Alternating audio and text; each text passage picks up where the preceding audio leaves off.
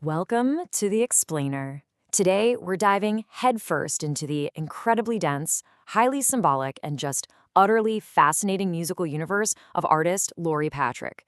If you're a focused learner looking for a direct path to really understand complex, layered artistry, well, you're in exactly the right place. We're going to unpack a discography that's honestly just as much about physics and history as it is about profound personal healing. Let's get into it. Lori Patrick's entire catalog is deeply emotional. It's incredibly poetic, and it pulls you straight into the heavy, yet somehow super hopeful reality of her artistry. As she sings, she frequently describes herself as a lightning rod, taking on the storms of others so they can actually see the sun. It's a beautiful, but let's be real, exhausting burden to carry, and that forms the absolute bedrock of the story she tells through her music.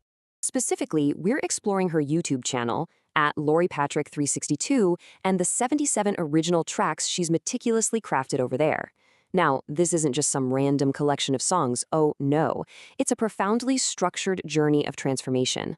Over the course of this explainer, we'll see exactly how her channel acts as a complete, start-to-finish roadmap, taking you from deep trauma all the way to ultimate spiritual sovereignty.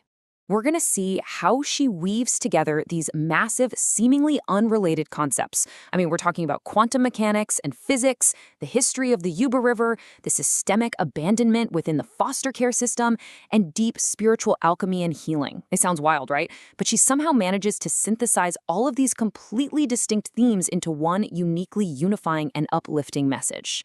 Section 1. The Iron of the Past.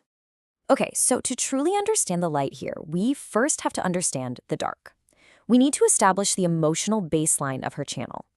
Throughout all 77 songs, Lori frequently refers to her heavy material, her trauma, her past, as the iron.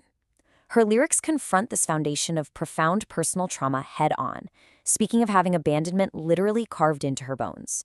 Her music details the struggles of growing up in the foster care system, feeling like a ward of the court, living in houses that were never her own.